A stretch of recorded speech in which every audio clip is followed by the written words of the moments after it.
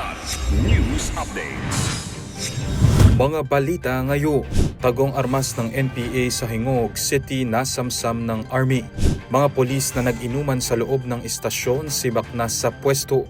Alex Ayala nakamit ang unang gold nito sa SEA Games Tennis. Pilipinas nasungkit ang first ever gold medal sa football sa 2025 SEA Games. Ako po si Cesar Soriano para ihatid ang mga nangungunang balita sa buong kapuluan ngayon. Malaking dagok sa communist terrorist group ang pagkakarecover ng Philippine Army ng taguan ng armas ng New People's Army o NPA sa Barangay Balason, Hingog City, Misamis Oriental noong Disyembre 13 sa operasyon ng 58th Infantry Battalion sa ilalim ng 402nd Infantry Brigade. Na-recover ang tatlong high-powered firearms kabilang ang AR-15, M16 at isang M203 grenade launcher.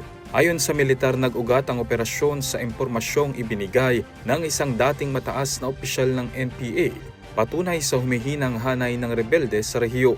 Sinabi ng pamunuan ng brigada na ang pagkakasamsam ng mga armas ay pumigil sa posibleng karahasan at banta sa sibilyan. Sinibak na sa pwesto ang 16 na pulis ng Dolores Municipal Police Station sa Eastern Samar matapos mag-inuman sa loob mismo ng police station. Ayon kay Police Regional Office 8 o Pro 8 spokesperson Police Lieutenant Colonel Analiza Armeza, kasama na ni-relieve ang Chief of Police na may ranggong Police Captain bunsod ng command responsibility. Kaya't umabot sa 16 na pulis ang inalis sa kanilang pwesto. Kasama rin sa nasibak ang isang non-uniformed personnel. Kamakailan nang kumalat ang mga larawan ng mga nasabing pulis sa loob ng istasyon na nasa kalagitnaan ng kanilang drinking session. Sinasabing naganap ang insidente noong December 15 kasabay ng pagdiriwang ng kanilang Christmas party. Giit ng Pro 8, mahigpit na ipinagbabawal ang pag-inom ng alak habang naka-duty at sa loob ng mga pasilidad ng PNP. Nakatakdang ipataw ang nararapat na administrative at disciplinary action laban sa pulis sa oras na matapos ang investigasyon. Muling gumawa ng kasaysayan ng mga Pilipinang atleta sa 2025 Southeast Asian Games.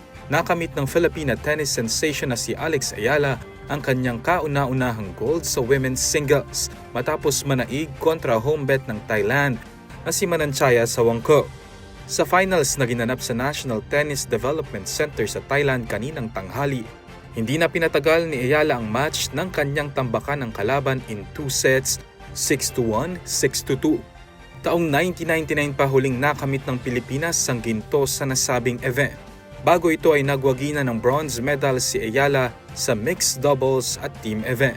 Samantala sa kauna-unahang pagkakataon, nasungkit ng Philippine Women's Football Team ang gintong medalya para sa bansa matapos talunin ng Pilipinas ang defending champion na Vietnam sa penalty shootout sa score na 6-5 sa finals kagabi sa Chonburi Stadium.